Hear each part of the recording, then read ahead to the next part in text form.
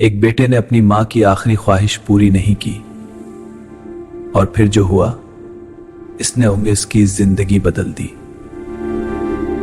एक छोटे से गांव में एक गरीब मां और उसका बेटा रहते थे। मां ने अपनी पूरी जिंदगी अपने बेटे के लिए कुर्बान कर दी है।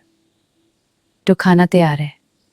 वो खुद भूखी रहती है लेकिन अपने बेटे को कभी भूखा नहीं सोने देती थी। अपने जीवर बेच दिए सिर्फ इसलिए कि उसका बेटा पढ़ सके थे। वक्त गुजरा, बेटा बड़ा हुआ, कामयाब हो गया, लेकिन कामयाबी के बाद वो अपनी मां को भूल गया।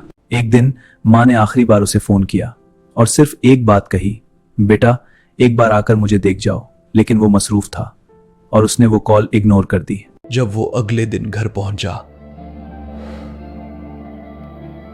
तो मां इस दुनिया में नहीं थी।